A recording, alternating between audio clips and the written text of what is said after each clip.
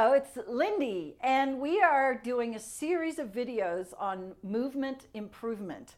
If you missed the first one, we started with a little bit of basic balance work, so go watch that video. It'll be on our YouTube channel, and you can catch up. In the second video, we're going to continue to progress our balance work, but we're going to make it a little bit more challenging. The first video really was about balancing for everyday activities. You can think walking.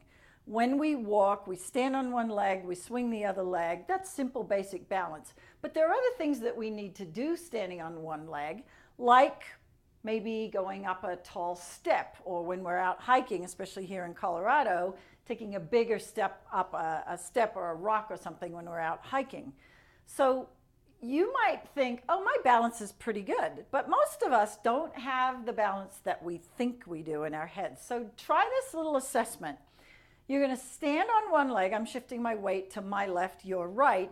You're going to pull up the other leg, and you want to keep the knee at least as high as the hip, if not higher. You're going to hold this position for about 10 seconds. So have a clock ready, have your phone out so that you've got your stopwatch, have a way that you can time this. You'll notice that you're actually active through your standing leg as you do this. You also have to be pretty active through your torso.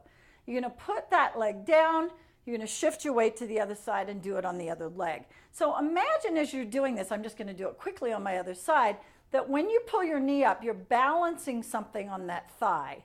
I like to think of having a cup of tea or something resting on the top of my thigh, and I don't want to drop it. You're also working on keeping the torso erect, the eyes straight ahead. Again, 10 seconds. One of the things that often stops us in being able to execute this exercise is the inability to actually move well from the hip joint without getting the trunk involved. So it may be that you have limitations in the range of motion in your hip joint, but it also may be, and this is actually more common, that you don't have the muscle control against gravity in that particular range of motion. So here's something that you can practice at home in order to improve this movement. You're going to stand up against a wall. You're going to keep your heels about 2 to 3 inches from the wall, and I'm going to use my right leg facing the camera so you can see what this looks like. You're going to put your weight on your opposite leg, so I'm going onto my left leg. Bring your other leg up and use your hands to help pull your knee up above your hip joint. Now my head and shoulders are up against the wall, my pelvis is up against the wall. This is giving you some more information, some feedback about your alignment. Once you get into this position, you're going to simply take your hands away and keep that knee up without letting the leg drop. So here's what this looks like if you're having a difficult time. You'll bring the leg up. Once your hands are there, everything's looking good. As soon as you take your hands away, your leg drops. That's not a range of motion problem. That's a strength training, conditioning, and practice problem. The solution is to keep practicing it. If you notice when your hands come away, maybe your leg stays up, but your torso starts to do unusual and interesting things, that's also an alignment, strength, and core problem.